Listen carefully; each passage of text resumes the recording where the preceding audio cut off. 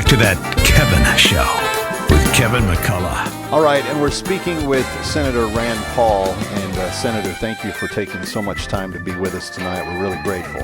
One more question on this. If that is as bad as you've laid it out, and I thoroughly believe that it is, I've had a lot of doctors on my show over the last 3 years, and it's amazing how quickly government got in between the average person and their personal physician, because from the beginning, people should have been consulting their personal doctors who know their medical history, saying, this is what you should consider for your age group. Our pediatrician flat out told us, I would not get the vaccine for my kids under any circumstances. That was what our pediatrician told us. But if you didn't have access to your doctor, and in states like here in New York, where Governor Cuomo almost de-incentivized you even going to see your doctor because there was a fear that you'd get COVID at the doctor's office, it just became this very isolated gaslighting of sending you to a pharmacy or sending you to a hospital to get your vaccine. And beyond that, there wasn't much help offered. So having seen the evidence that you have and laying it out to the degree that you have, and thank you for doing that, I have contended that there's a lot of faith that has been lost in our major medical associations, and there will be another epidemic at some point. Is it even possible, from your opinion, as a medical doctor, not as a senator, that the American trust can be rebuilt for those organizations?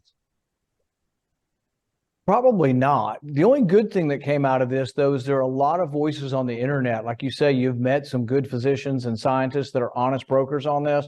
And I think people are going to know where to go look for advice on this. And there really are people trying to do the honest truth on this. But all the government officials would come before our committees and they would blame the right. And they'd say, oh, you're breeding vaccine hesitancy. I said, no, I'm not. It's you who are breeding the vaccine hesitancy because you're not being honest with us. When you tell us our 6-month-old or our 15-year-old need a COVID vaccine, I think it's actually malpractice to do that. And so when you're giving bad advice like that, that's not honest and it's against the advice even of your own scientists, people aren't going to believe you on the other vaccines. Yeah. And so I think they have destroyed trust in this. But the good news is there are some honest doctors out there. Martin Kulldorff, Jay Bhattacharya, Vinay Prasad. There's a lot of people out there analyzing the pros and cons of this. And it is true, medicine has always been about individuals. You're not just a cog in the wheel. You're not just some sort of data point. If a 12-year-old comes to the emergency room with chest pain, and I come into the emergency room with chest pain, we don't have the same disease probably. The 12-year-old probably is not going to be thought to have a heart attack initially. The 60-year-old will probably be presumed to have a heart attack. We treat people differently.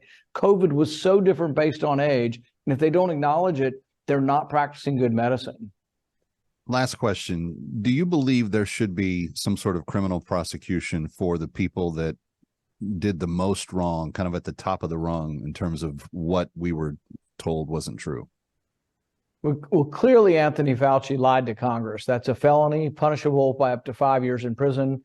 I've referred him not once, but twice. The more information that's come out that he lied, I've cataloged that information and sent it to Merrick Garland at the Attorney General's office. Unfortunately, I can't initiate prosecution. People are like, why isn't he being prosecuted? It's like, it's not for lack of trying. I've sent him for referral.